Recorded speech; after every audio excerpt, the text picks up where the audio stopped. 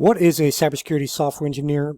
In this video, you're going to learn about the cybersecurity software engineer job role. So a cybersecurity software engineer is essentially just a software developer, right? A software engineer that you're going to be designing, developing, testing, as well as maintaining different types of software solutions. The key here is that you're specifically focused on developing software around trying to protect organizations from cyber threats. So this could be working for a cybersecurity product company or even a service company if it's like a back-end solution that they're using to offer those services. So a lot of flexibility here. Typically as far as like job roles, like job titles, what are you going to find?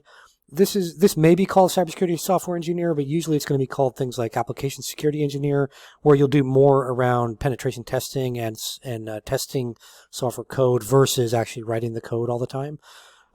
May also see it as like software security analyst, secure software developers, very popular one you'll see out there. DevSecOps engineer is another way that you might see this listed at companies. And again, these job titles, the specific tasks that you'll do is going to vary greatly based on the company that you happen to go work for. You may also see job titles like software security architect, secure software development engineer, as well as security engineer, and then like dash software or dash software engineering. So what about like actual responsibilities? Well, these really fall within the realm of your typical software engineer that's actually developing different applications. So I'm not talking about web developers necessarily, and in fact, not really. I'm talking about more back-end developers as far as developing different software code for the organization or for their third-party clients. So for example, as a responsibility, you're going to be developing and maintaining different software applications.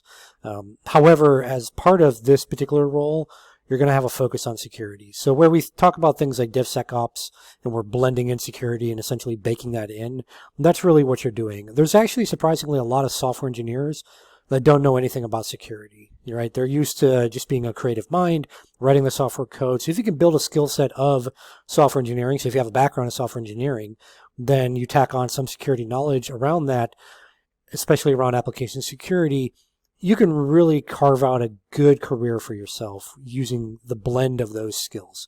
So in this particular role, as I said, you typically will be responsible for helping to develop these software applications, but with a security mindset.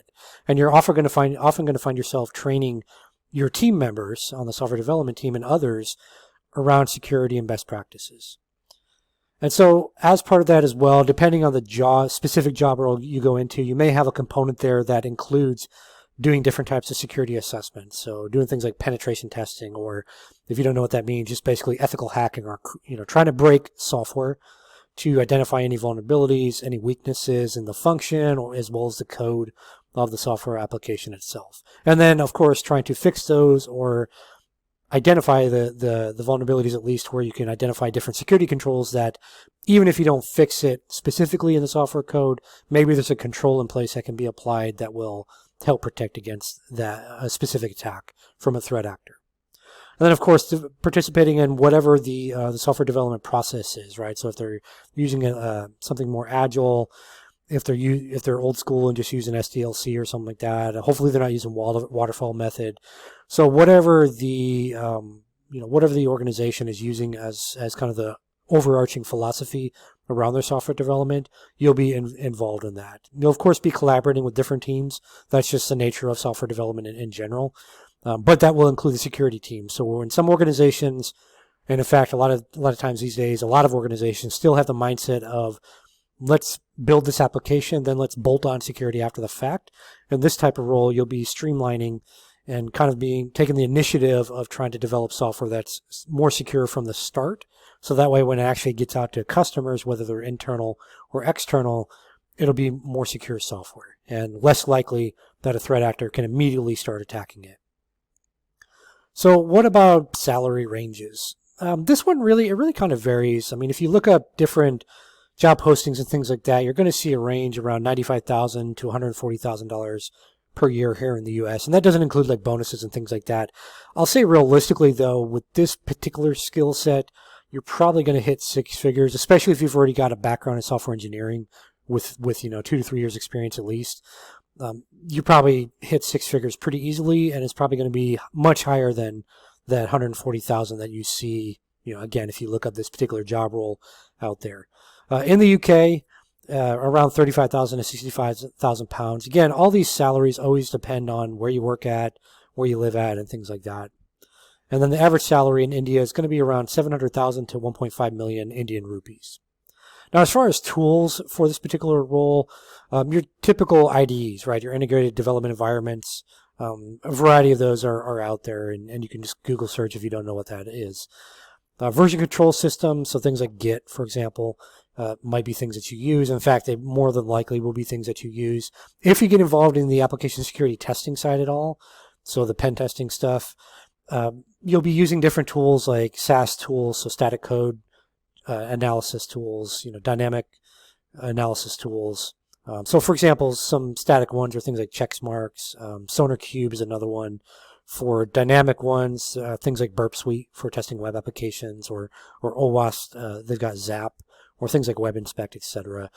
You'll also be working with different SCA tools, so software composition analysis is what that stands for if you're not familiar with that. And by the way, just go Google search any of these terms if this is all brand new to you, because this might be a good career path for you, especially if you've gone through any type of like coding bootcamp and now you're wanting to get into cybersecurity. This could be a good mesh of those skills. But anyways, back to the SCA tools. SNCC is a very popular one, SNYK, SNCC. So just go ahead and Google search that. But basically those SCA tools are helping to try to identify any open source software dependencies, so any libraries you might be using, and then detecting any potential security vulnerabilities in the code, as well as any types of compliance issues like around licensing. So what about certifications? Do you actually need certs for this particular role? Well, the good news is no, right? Just like any other software engineering job, you don't really need certifications. Could be beneficial for this particular role if you've got a background in software engineering, that you get something like CompTIA Security Plus, just to get a baseline of cybersecurity knowledge, but again, not required. Now, as you get some experience in this role, or if you are an experienced developer looking to move into this role, then you might explore something like the Certified Secure Software Lifecycle Professional, or CSSLP. And that's really about secure software development best practices, things like security requirements, around the design, implementation, testing, maintenance, etc. So it gives you a good holistic view of the secure development process. There's other ones like the CASE, which is a Certified Application Security Engineer. So if you're looking at jobs more of like around the testing side, then this might be a good one for you to get, because it really covers things like secure coding practices, threat modeling, which is huge, and then application security testing as well. GAIAC has one called the Secure Software Programmer. So if you know SANS, if you've heard of that organization, they have the GAIAC certifications, and this is one of their certs. Their certs are usually a little pricier, so if you don't have a lot of money for certs, this is probably not one to go for, at least initially. But they do have a Secure Software Programmer for Java. So essentially that just focuses on secure programming, as the name implies, for Java applications. You could also collect some different cloud certs, like AWS has the security specialty cert. Again, some of those are based on like what your level of experience is. If you have no experience whatsoever, then something like Security Plus from CompTIA is probably all you need to get starting out the gate. There's also OWASP. OWASP offers some kind of not necessarily certifications, but essentially just kind of generic things that you can do, some courses you can do that can help on your resume potentially. Again, depending on the role that you're applying for. But this video is all about the cybersecurity software engineer or secure software developer, or again, a lot of different titles, DevSecOps engineer that it might be called out there. So when you're looking on LinkedIn or Indeed or whatever job boards, again, my philosophy is if you find a job, go to that company's website and actually see if it's actually a valid job. And then from there, you might be able to establish some kind of internal relationship with someone at the company, and then they might be the ones to then talk through with the hiring manager and say, hey, give this person an interview, see what they have to offer. As far as like building skills for this role, number one thing is you need to be able to code, right? You obviously have to program. So if you don't have experience in that, I would focus on, and you want to do this role, I would focus specifically on building your coding skills first. You could do that through a boot camp. You could do that through a number of, there's free coding websites out there where you can learn.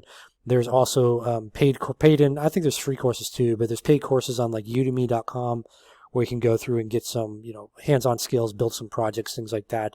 For entry-level jobs in this particular niche, this is more about showing you can do the projects and the coding, and that you can grasp fundamental security concepts, and that can help you get your very first job.